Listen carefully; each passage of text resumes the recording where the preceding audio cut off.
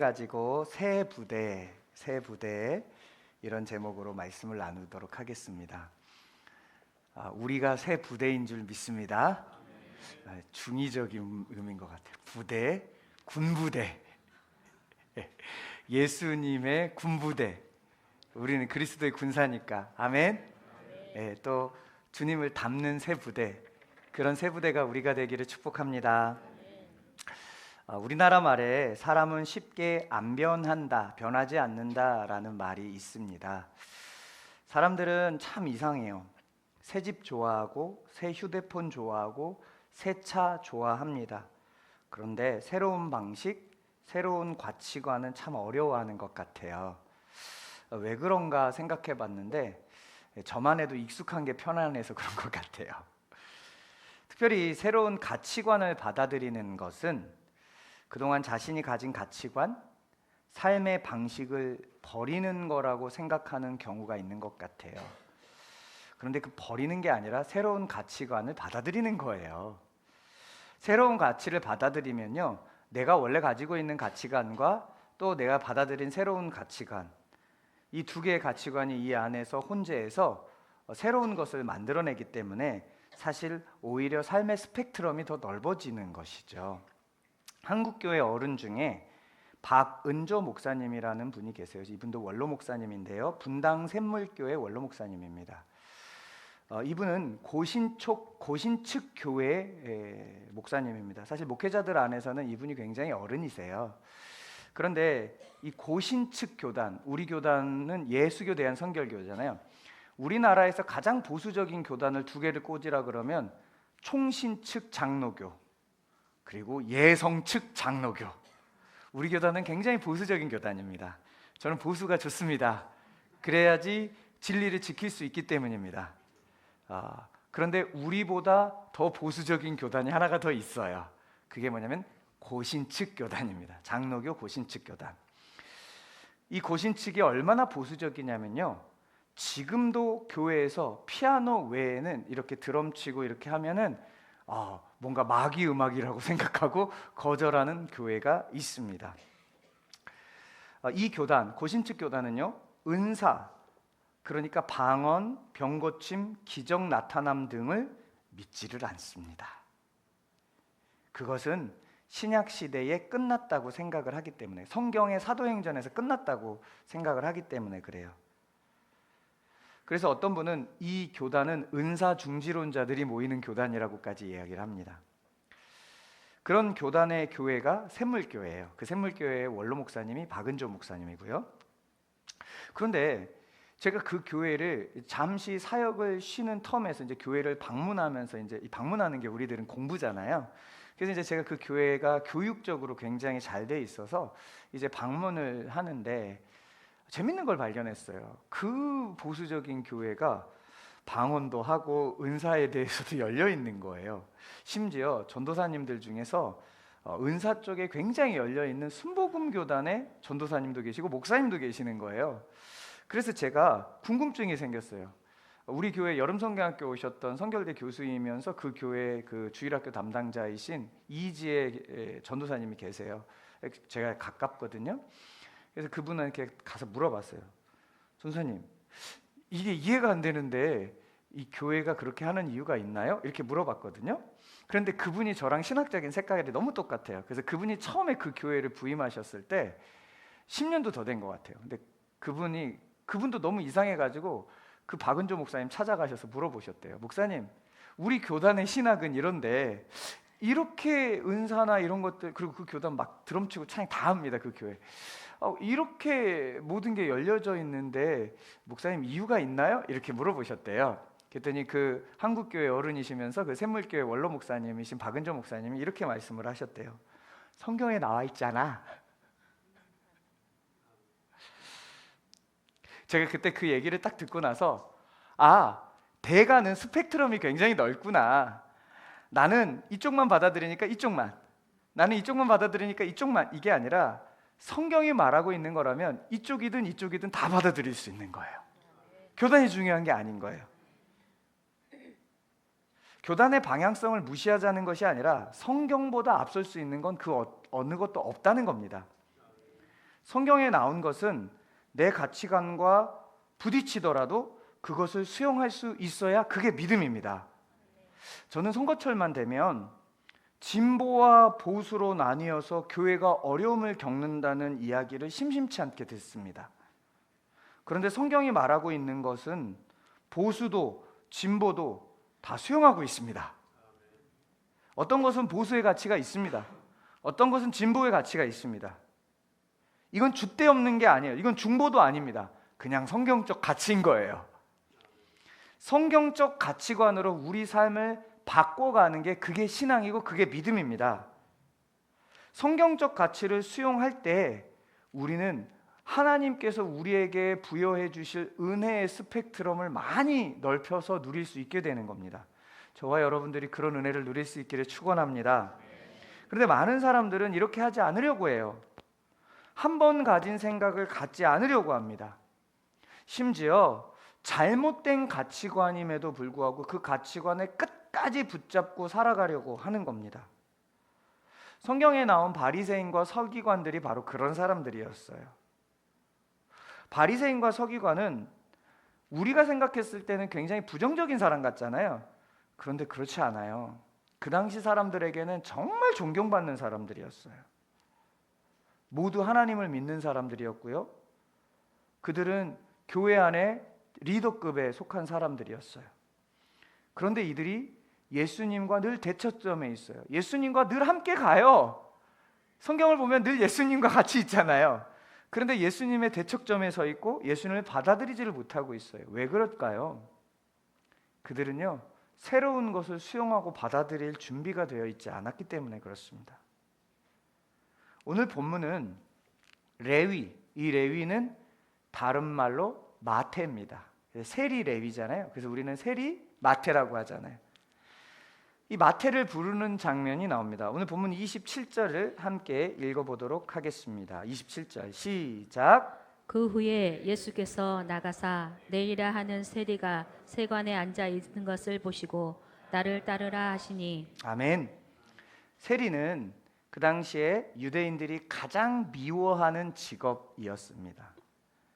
세리는 세금을 걷는 사람인데 이 세금을 걷어서 로마에 바친 일을 했기 때문에 그래요. 그런데 그 당시 세리들은요, 그냥 일반 세금 이외에 자기들이 거기에서 수익을 내기 위해서 백성들을 착복했어요. 그러다 보니까 세리들을 바라보면서 유대인들이 어떻게 생각했냐면 저 배신자, 우리로 얘기하면 일본 앞제비로 생각을 했습니다.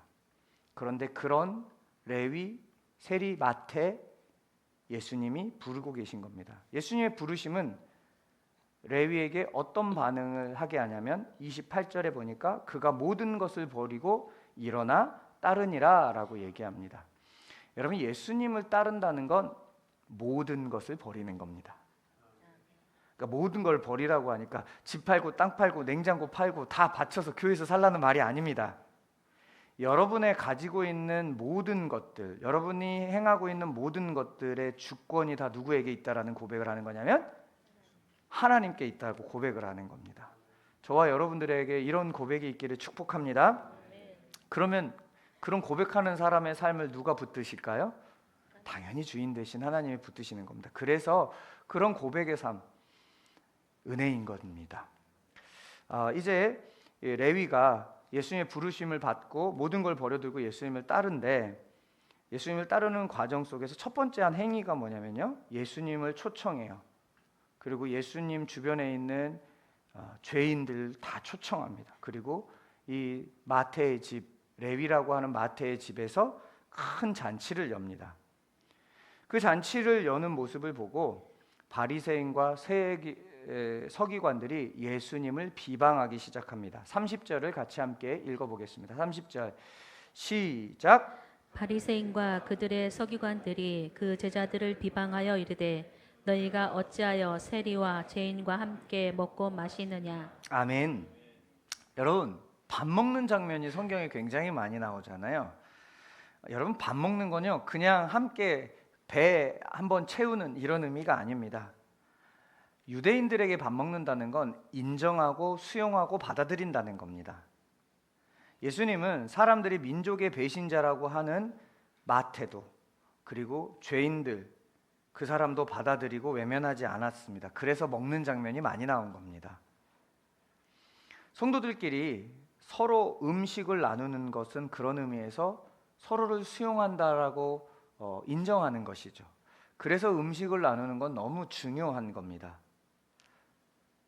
그러니 여러분, 식사 자리에 빠지 마시기 바랍니다. 화면이 작아지신 거 보니까 식사 자리가 싫으신가 봐. 오늘 또 스페셜 데이 하는 목장이 있는 것 같아요. 꼭 함께 식사하실 수 있길 바랍니다. 우리 장로님 목장은 지난주에 스페셜 데이였는데 돈이 남았대요. 그래서 오늘은 순댓국을 한 번 더 드신대요. 그렇게 장로님 목장도 오늘 점심, 장로님 맞죠? 네, 그래서 오늘 또 점심 가지 마시고 같이 드셨으면, 오늘 식사가 없는 날이니까 함께 우리 같이 드셨으면 좋겠습니다. 예수님은 이렇게 세리와 죄인들을 용납하고 수용하는데, 바리새인과 서기관들은 어떻게 하냐면 죄인과 이 세리를 용납하는 예수님을 비방합니다. 비방하는 바리새인들을 향해 예수님이 이렇게 말씀하세요. 31, 32절 같이 함께 읽어보겠습니다. 시작.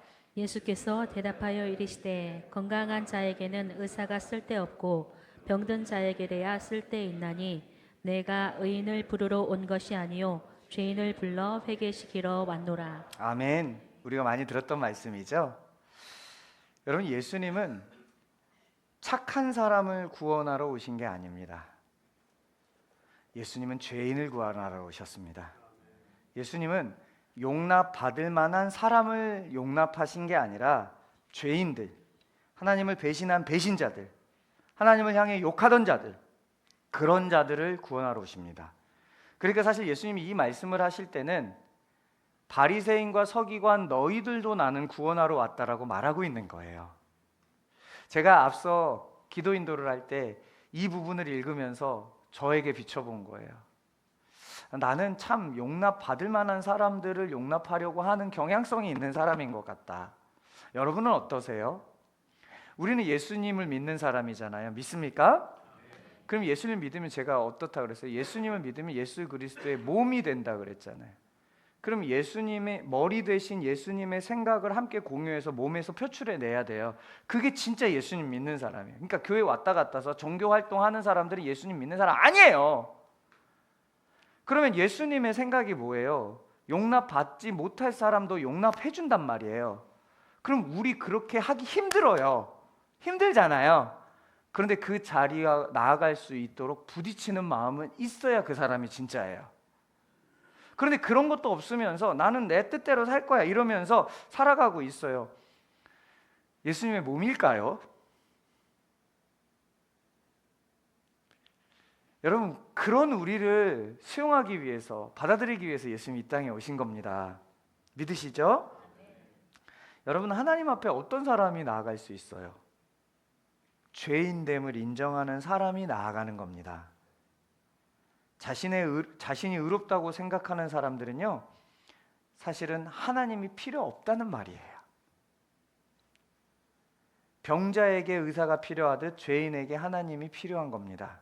그러니까 자신이 죄인이라고 고백하는 거는 뭐 하는 거냐면 나 지금 하나님이 필요해요 라고 말하는 거예요. 그러면 정말 하나님을 붙잡는 사람의 기도나 고백 속에서 가장 많이 나오는 고백이 뭐여야 돼요? 나는 죄인입니다. 그런데 지금 바리새인과 서기관들은 죄인입니다 하며 주님 앞에 나와 있는 사람들, 그들과는 다릅니다 하고 있는 거예요. 왜요? 자신들은 죄인이 아니기 때문에 그래요. 죄인이 아니라는 말은 뭐예요? 나는 주님이 필요 없다는 말입니다. 왜 그렇게 고백할까요? 하나님 앞에서 자신을 보지 못하기 때문에 그렇습니다. 자기 기준으로 자기를 보면 괜찮아요. 조금 선한 사람들을 보면 자기 기준으로 그래도 이만하면 법 없이도 살만한 사람이지 이런 얘기 하잖아요. 근데 그거는 내 기준으로 내가 나를 보는 거예요.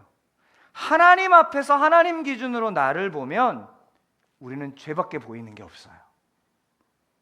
여러분, 그러니 하나님 앞에 진짜 우리가 서 있다면 우리가 할 수 있는 말 하나밖에 없습니다. 무슨 말일까요? 나는 죄인입니다. 그 죄인에게 필요한 게 뭐예요? 예수님, 은혜가 필요합니다. 그래서 여러분, 우리는 늘 주님 앞에 은혜를 갈망해야 될 줄 믿습니다. 죄인을 용납하고 받아들인 예수님을 향해서 바리새인들이 불편한 얘기를 한 거예요. 그래서 예수님이 뭐라고 그랬다고요? 병든 자에게 의사가 필요하듯 죄인에게 내가 필요하다. 그 얘기를 들으니까 이제 물러나고 싶지가 않은 거예요. 물러나고 싶지가 않으니까 바리새인과 서기관들이 또 질문을 해요. 33절을 한번 읽어보겠습니다. 시작. 그들이 예수께 말하되 요한의 제자는 자주 금식하며 기도하고 바리새인의 제자들도 또한 그리하되 당신의 제자들은 먹고 마시나이다. 아멘. 이 질문을 풀어보면 이런 겁니다. 여기 모인 당신의 제자들은 금식하지 않은 불경건한 사람 같습니다. 이렇게 얘기를 한 거예요.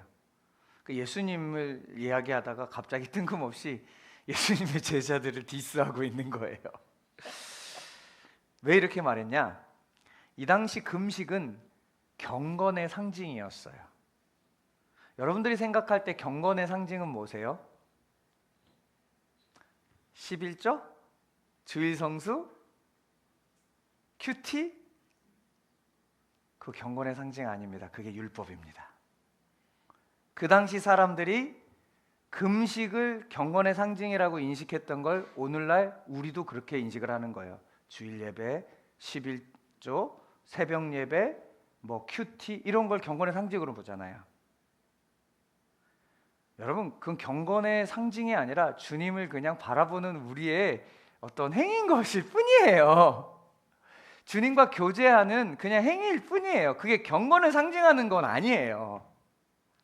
근데 우리도 모른 채 그런 율법이 우리에게 자리 잡고 있는 겁니다. 그런 형식이 과거에는 금식이었어요. 그래서 금식하면 경건한 사람. 그래서 이 당시 경건한 유대인들은요, 일주일에 2번 월요일과 목요일에 금식을 했습니다. 그런데 예수님의 제자들은 금식을 하지 않고 맨날 잔치 벌이고 맨날 사람들을 만나서 먹고 마시는 거예요. 그러니까 바리새인들이 봤을 때 예수님의 제자들은 경건하지가 않아 보이는 겁니다. 마치 우리가 정해놓은 경건의 기준을 하지 않는 사람을 보면 저 사람은 왜 저런 걸 안 하나? 왜 저 사람은 왜 저런 걸 안 하나? 이런 거랑 똑같은 거예요. 그런 바리새인들, 그런 우리를 향해 예수님은 이렇게 말씀하시는 거예요. 24절입니다. 24절 같이 읽겠습니다. 시작. 예수께서 그들에게 이르시되 34절 죄송합니다. 시작. 예수께서 그들에게 이르시되 혼인집 손님들이 신랑과 함께 있을 때에 너희가 그 손님으로 금식하게 할 수 있느냐? 아멘. 감사합니다. 센스가 넘치셨어요. 여러분, 여기서 신랑은 누굴까요? 예수님입니다. 구약에서 계속해서 하나님의 백성을 표현할 때 신랑과 신부로 표현을 합니다. 이사야 62장에서는 하나님이 신랑이라고 얘기하는 내용이 나와요. 그리고 우리가 너무나도 잘 알고 있는 구약의 호세아라는 성경에 음란한 아내 고멜과 같은 이스라엘을 사랑하시는 신랑 되신 예수 그리스도 하나님 등장하죠. 그리고 신약에서도 예수님은 자신을 신랑으로 계속해서 소개합니다. 그 신랑 되신 예수님이 함께 있을 때는 금식할 필요가 없다라고 얘기해요. 왜냐하면 거기는 혼인잔치하는 자리니까 축제가 있어야 되는 거예요. 여러분, 그래서 우리가 예배할 때 예수님과 함께하면 축제 예배를 벌여야 되는 겁니다. 아멘. 그래서 예배는 경건하게 할렐루야 이렇게 드리는 게 아니라 기쁨으로 드리는 겁니다. 여러분, 신랑 결혼잔치 갔는데 신랑 신부님 뭐 이러면서 그렇게 와 축하 뭐 이렇게 하잖아요. 그렇게 돼야 돼요. 교회는 할렐루야. 네. 그런데 금식을 해야 될 때가 있대요. 그때가 언제냐면 신랑 되신 예수님을 빼앗길 때 금식하라는 겁니다. 자, 35절을 같이 한번 읽어보겠습니다. 35절 시작. 그러나 그날에 이르러 그들이 신랑을 빼앗기리니 그날에는 금식할 것이니라. 아멘. 금식은 신랑을 빼앗길 때 하는 겁니다. 신랑을 빼앗긴다는 건 누구를 빼앗긴 거예요? 예수님을 빼앗기는 것, 예수님을 잃어버리는 것. 내 삶에서 예수님이 사라져갈 때, 그때가 지금 뭐 해야 될 때예요? 금식할 때예요. 나의 자녀들이 예수님과 멀어졌어요. 그 자녀들을 예수님과 접붙이고 싶어요. 그때 내가 기도할 때 무슨 기도해야 될까요? 그때가 금식이 필요한 거예요. 누군가 은혜를 잃어갈 때 그때 금식하는 거예요. 그런데 우리는 대부분 금식할 때 어떻게 해요? 내가 원하는 어떤 소원을 이루기 위해 금식하는 거예요. 그래서 저도 결혼하기 전에 40일 저녁 금식, 아침은 쉬우니까, 그래서 저녁 나는 좋은 남편이 될 거야 이러면서 40일 금식했는데 그거는 잘못된 금식입니다. 네. 그렇게 금식 기도해도 제가 좋은 남편은 아닌 것 같아요. 네. 결혼학교 하신 분한테 다 드러났어요.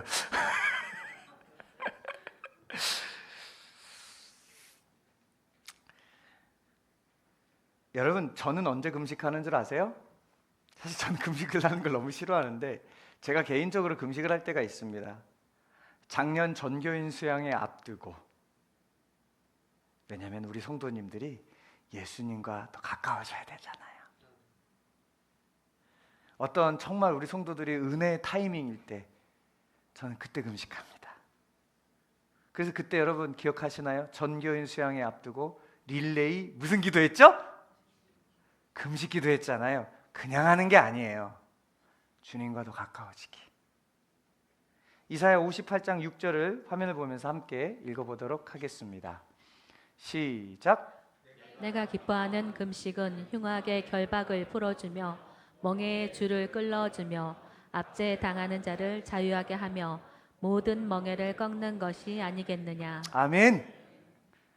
주님이 기뻐하는 금식은 죄와 사망의 멍에의 결박을 풀어주는 거래요. 아멘. 금식은 앞서 제가 결혼하기 전에 40일 금식이 하면서 내가 원하는 대로 하나님을 움직이는 수단이 아니라 하나님 앞에 자신을 낮추고 하나님의 뜻을 구하는 때 하는 겁니다. 그런데 바리새인과 서기관은 겉으로 드러난 행위로 금식을 하고 있었던 거예요. 이것은 바리새인들이 그렇게 하는 게 바른 신앙이라고 생각했기 때문에 예수님께 얘기하는 거잖아요. 근데 그건 바른 게 아니에요. 그런 바리새인과 서기관들을 향해 예수님께서 그 유명한 말씀을 36절부터 38절까지 쭉 해나가세요. 새 옷에 헌 조각을 붙이면 찢어져서 안 된다.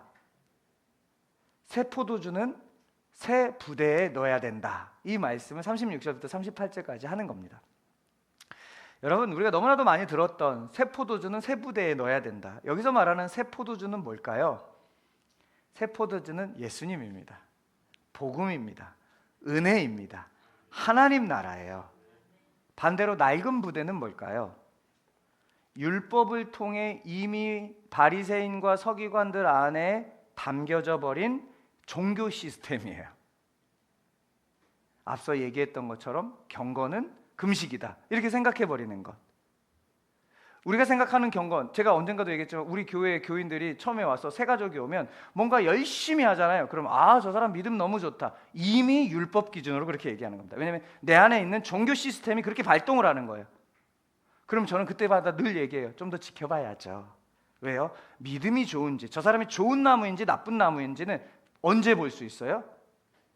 열매를 봐야 돼요. 근데 지금 와가지고 처음 열심히 한다고 어떻게 열매가 드러나요? 그런데 우리는 종교 시스템으로 저 사람 믿음 좋다라고 벌써 딱 얘기를 해버리는 거예요. 이미 우리 안에 바리새인과 서기관이 가지고 있는 종교 시스템이 장착이 돼버린 거예요. 그래서 우리는 어떤 얘기를 하냐면요, 내가 잘해야 하나님이 나를 사랑하신다, 이런 생각까지 해요. 내가 열심히 해야 하나님이 나에게 복을 주신다, 이런 생각을 해요. 이런 생각은요, 율법주의자들, 바리새인과 서기관들이나 하는 생각이에요. 그래서 바리새인과 서기관들이 자기의 열심으로 신앙생활을 한 거예요. 제가 어저께 유퀴즈 아시죠? 거기에 구마사제가 나온 적이 있어요. 예전에. 그래서 갑자기 그게 궁금해져가지고 찾다가 어제 저녁에 구마사제 천주교 신부, 그러니까 저기 교황청에 300몇 명이 구마사제예요. 구마사제가 뭔지 아시죠? 귀신 쫓아내는 사제. 그런데 이 구마사제가 쫙 거기에 나와서 얘기를 하는데, 사람이 죽으면 얼마나 착하게 살았냐 따라서 지옥도 가고 연옥도 가고 천국도 간대. 내가 기가 차가지고 막 웃음이 나왔어요. 이걸 교리래요. 교황청에서 나온 교리. 만천하에 성경을 얘기하지 않는 그 신부님 보면서 야, 참 안타깝다 이런 생각이 들었어요. 뭔가 행위로 천국을 간대요. 그게 근데 바리새인과 서기관들의 생각이었다니까요. 근데 그게 교회 안에도 있어요. 예수님 믿고 수십 년이 지나도 우리는 자꾸 하나님 앞에서 성적표를 드러내요. 성적표를 들이밀려고 그래요. 이번 주는 기도를 많이 했습니다, 주님. 봉사 열심히 했습니다. 헌금 많이 했습니다. 마치 그것 때문에 하나님이 나를 더 사랑하실 것처럼 생각합니다. 그래서 우리 금요기도에 제가 물어봤잖아요. 주님 오늘 재림하시면 주님 만날 자신 있으신 분? 이렇게 물어봤더니 몇 분만 손 들었어요. 근데 저희 아내가 집에 가다 그랬어요. 찬양 반주하다가 딱 회중성에 섰는데 멍해 가서 무슨 질문인지 몰랐어. 아마 그래서 대답을 못 하셨을 거예요. 우리 성도님들이 다 주님 앞에 자신 있을 줄 믿습니다. 아멘. 근데 여러분 자신 있어야 돼요. 그런데 자신 없는 사람들은 그렇게 얘기를 해요. 왜 그런 줄 아세요? 요즘 기도가 조금 약해졌거든요. 요즘 말씀을 좀 덜 보거든요. 이런 분들은 내가 은혜 충만해지잖아요. 그러면 이런 예수님 오늘 주님 재림했을 때 예수님 앞에 설 수 있겠습니까? 하면 당연하죠. 저 구원받을 수 있습니다. 그래서 우리 학생들한테 수련회 갔다 오면 너 이제 천국 갈 수 있니? 그럼요. 근데 이제 한두 달쯤 지나면 너 천국 갈 수 있니? 글쎄요, 잘 모르겠는데. 이렇게 실제로 얘기합니다. 근데 그게 학생들만의 이야기입니까? 아니죠. 우리 성도님들 평생 신앙생활 했는데도 그래요. 어제 어디를 신방 갔어요. 신방 갔는데 신방 함께 했던 우리 교회는 아니고 다른 교회 권사님이 같이 오셨어요. 근데 그 권사님이 그러는 거예요.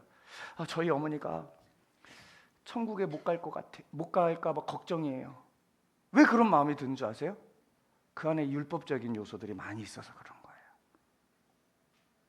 여러분, 우리가 천국에 대한 확신이 있는 이유는 뭐예요? 우리의 생각 때문이 아니라 진리 때문입니다. 근데 진리가 말하고 있는 것을 신뢰하는 게 아니라 내 생각을 신뢰하고 있는 거예요. 내 감정을 신뢰하고 있는 거예요. 그게 바리새인과 서기관들이었던 거예요. 성경을 많이 배워도 그 복음, 예수 그리스도를 온전하게 수용한 게 아니라 내가 생각하는 어떤 부분을 수용하다 보니까 주님을 받아들이지 못하고 있는 거예요. 여러분, 복음이신 예수님을 믿는다 하면서도 여전히 율법적 바리새인들의 종교 시스템에 익숙한 사람들 의외로 많습니다. 이런 사람들은 하나님 나라를 말은 하지만, 그런 사람들이 천국 백성일 수 있지만 풍성한 하나님의 은혜를 누리기는 어려워요. 하나님 나라는 은혜 안에 누리는 건데 그 은혜를 지금 약간 뒤로 밀어놓고 있기 때문에 그렇습니다. 여러분, 우리는 은혜를 이야기할 때 뭐라고 말하냐면 받을 자격이 없는 내게 주신 하나님의 사랑이라고 얘기하잖아요. 그죠? 근데 율법적인 사람들은 어떻게 하냐면 뭔가를 해야 사랑한다고 자꾸 얘기를 한다니까요. 근데 주님의 은혜는 그게 아니에요. 받을 자격이 아무것도 없어요. 근데 그냥 전적으로 하나님이 나를 은혜로 사랑해 주시는 겁니다. 아멘. 그런데 은혜를 받기 위해서 단서를 붙이는 사람들이 의외로 많아요. 그래도 뭔가를 해야지. 그래도 봉사를 해야 되고 그대로 전도를 해야지. 그래도 전도를 해야지. 오늘 설교 끝나고 그럼 나 봉사 안 해야지? 그러시면 안 돼요. 그런 말 아니잖아요. 그럼에도 불구하고 이렇게 생각하는 사람들은 이 안에 뭐가 있냐면 율법주의, 공로신학이 있어요. 이 공로신학 대표적인 거 얘기해 볼까요? 여러분, 이 땅에서 열심히 하면 천국에서 상급 받는다 그러죠. 우리 경암교회는 이거 안 믿었으면 좋겠어요. 그게 공로신학이에요. 구원받으면 다 얻는 거예요. 근데 거기 가서 무슨 황금집, 초가집이 더 좋아요. 천국에서 초가집 살기를 축복합니다. 근데 천국에서도 황금집 살고 싶어가지고 천국에서 황금집 이런다니까요. 근데 우리 요한계시록에 배웠잖아요. 황금으로 표현하는 건 하늘을 표현하는 거라고 했잖아요. 근데 공로신앙하고 이게 딱 맞아가지고 어떻게 하냐면 뭔가를 얻고 싶어서 그렇게 천국을 간대요. 그러니까 교회 안에서도 그 공로신앙 때문에 뭔가를 행해서 천국을 얻어내려고 그러는 거예요. 아니에요, 여러분. 그게 율법적 바리새인들의 종교 시스템에 익숙해져 있는 상태입니다. 이건 복음 아니에요. 주님은 그냥 우리를 사랑해 주십니다. 조건 없이 사랑해 주시는 거, 그게 은혜입니다. 은혜에 제발 조건 붙이지 마세요. 여러분들은 그냥 존재 자체로 주님의 사랑을 받기에 합당하신 분들입니다. 이번 주에도요, 제가 우리 권사님 한 분과 대화를 나누는데 은혜의 조건이 붙어요. 근데 이분이 믿음이 없어서 그런 게 아니라 그게 너무 익숙해요. 이건 다 저희 목회자들 잘못이에요. 목회자들이 그렇게 가르쳤어요. 그 권사님은 잘 배우신 거예요. 그래서 제가 그 권사님이 이 조건을 붙이는 거예요, 구원에. 그래서 제가 웃으면서 그랬어요. 그 어디 복음이에요? 권사님, 내가 복음이죠. 내가 막 그랬어요. 그랬더니 권사님이 또 목사님이 얘기하니까 이거 아닌가 보네 이렇게 얘기하시더라고요. 여러분, 그런 복음은 없습니다. 은혜는 거저 주신 하나님의 사랑입니다. 그냥 우리는 받기만 하면 됩니다. 그게 복음입니다. 거저 받은 주님의 십자가 사랑에 은혜 받고 구원받은 건데 뭔가 해야 구원받는 것처럼 은근히 생각하는 사람들이 있어요. 생각이 안 바뀌어요. 이런 사람들을 향해서 예수님이 이렇게 얘기하는 거예요. 새 포도주는 새 부대에 담아야 돼. 예수님은 새로운 마음에 담겨야 돼 라고 말씀하시는 겁니다. 자기 생각, 과거에 품고 있었던 생각, 새로운 생각을 받아들이는 게 아니라 과거의 생각만을 계속 붙잡고 있으려는 거, 이거 인간의 본성인 것 같아요. 그러니 사람들은 은혜보다 자꾸 공로만 이야기를 해요. 용서보다는 자격을 요구하죠. 왜 그럴까요? 그렇게 신앙생활해서 우리 세포에 각인돼 버렸어요. 그러나 성경은 말합니다. 우리는 구원을 위해 아무것도 할 수 없어요. 왜요? 예수님이 다 하셨기 때문에 그래요. 바리새인들의 문제는 금식이 아니었어요. 예수님보다 자신의 경건을 더 의지하고 있는 게 문제였습니다. 바리새인들은 복음을 싫어한 게 아닙니다. 복음보다 자기의 의와 종교적 열심, 자신의 생각을 내려놓기 싫었던 겁니다. 어쩌면 그게 우리에게도 있을지도 모르겠습니다. 내가 얼마나 기도했는가? 내가 얼마나 봉사했는가? 내가 얼마나 교회에 오래 다녔는가? 내가 얼마나 말씀을 많이 읽었는가?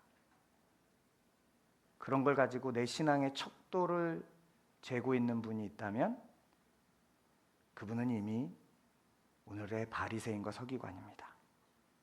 반대로 성경을 못 읽을 수도 있습니다. 기도를 못 하실 수도 있습니다.